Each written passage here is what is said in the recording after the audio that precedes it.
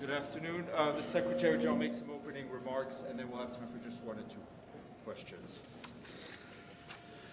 Ladies and gentlemen of the media, thank you very much for your presence. I've just concluded 2 meetings with a number of heads of state and government to talk about the climate emergency and the triple global crisis of food, energy, and finance. My messages were stark. On the climate emergency, the 1.5 degrees limit is on life support, and it is fading fast. You have all seen the appalling images from Pakistan.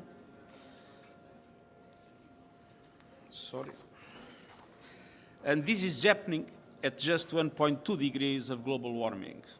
And we are headed for over 3 degrees. That spells one thing. I told the assembled leaders that we need their action, their leadership, now. And I asked them to address 4 burning issues before COP27 in Egypt. First, more ambition on mitigation to keep 1.5 alive. Emissions must decline by 45% before 2030. Current commitments will see them rise by 14%. I particularly call on G20 leadership to end our fossil fuel addiction. No new coal, phasing out existing coal, backing renewables revolution. The fossil fuel industry is killing us, and leaders are out of step with their people who are crying out for urgent climate action. Second, finance. Commitments to the developing world must be delivered in full, immediately, and massively scaled up to meet rising needs. The world needs clarity on how developed countries will deliver the $100 billion a year. Third, adaptation and resilience.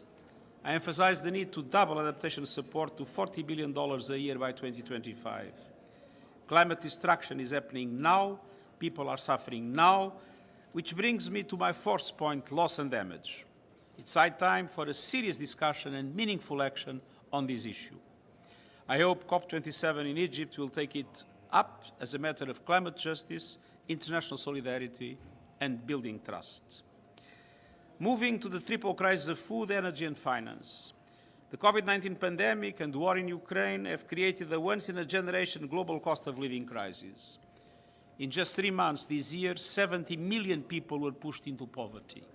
Food insecurity has almost tripled in 3 years. Without enough fertilizers, next year's harvest may not be enough to feed the world. Many low and middle-income countries face debt distress, trade is being disrupted, social unrest is rising, and peace and security became under threat. We need international cooperation and solidarity to bring down prices, increase support to developing countries, including through social protection floors, and to prevent a larger crisis next year. The Black Sea Grain Initiative and the agreement to facilitate unimpeded access to food and fertilizer from Russian Federation are essential steps, but they are not enough. International financial institutions must step up for developing countries. They need immediate debt relief. The debt service suspension initiative should be enhanced and expanded, but we need new mechanisms to get resources to all countries that need them, including middle-income countries. A new special drawing rights from developed countries should be rechanneled immediately to provide instant liquidity for developing countries that need it. And many developing countries cannot print money without ruining their own currencies, and they have no access to debt relief and sufficient concessional funding to provide them with fiscal space. That access must be established. Governments with influence on the boards of the International Monetary Fund and the World Bank should get behind these ideas now. That means developed countries and in particular G20 countries.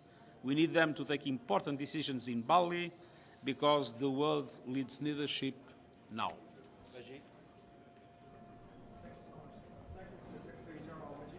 Media Network, Mr. Secretary General, you repeatedly have mentioned before that the climate change and the green predictions are not predictions anymore about the impact of climate change. And that is the case right now in Iraq, in Kurdistan region, and broader Middle East. There is unprecedented number of sandstorms, drought, lack of water that is impacting millions and already creating climate refugees in those areas.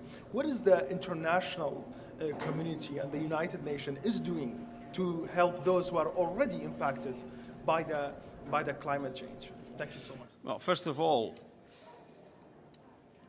independently of advocacy that we are making, we were very active in pushing for coalitions of developed countries, international financial institutions, and private companies with technology to support emerging economies to be able to accelerate their transition in order to be able to also cooperate in the reduction of emissions in the next decade. There are different levels of development and different levels of dependence on fossil fuels. And so we need a cooperation between the two, though the reason of the coalitions I mentioned, for developed countries to support the emerging economies to be able to accelerate their own reduction of emissions. On the other hand, we have been working hard to create the conditions for adaptation to be taken seriously by developed countries. And we are discussing with Egypt on the absolute need to have loss and damage seriously in the COP27. Hi, Secretary General. This is Deji Xu with China Central Television. You just said about mitigation of the climate change, but now many countries, they're already facing droughts or heat waves. I talked to the Pakistani ambassador the other days. He's saying that Pakistan has already passed the threshold of 1.5 degrees Celsius of the climate change. It's time to think more about adaptation rather than mitigation. So do you think it's time that maybe we should invest more on adaptation rather than ask countries to mediate with the climate change? We need both. Before, there was only a concern with mitigation, and we have strongly advocated to have adaptation at the same level of mitigation, the same level of climate finance, both for mitigation and adaptation. Without mitigation, disasters will be even bigger. Without adaptation, countries will not be able to cope with the impacts of the disasters, and people will suffer even more. Okay. Thank you very much. Last one. Just last question about Lebanon. You met with the officials in Lebanon. Did they bring up to you the negotiation for a maritime border? And one last question. Lebanon is a big I have not yet met with the Lebanese delegation. After that, I will answer your question. Thank you. Thank you.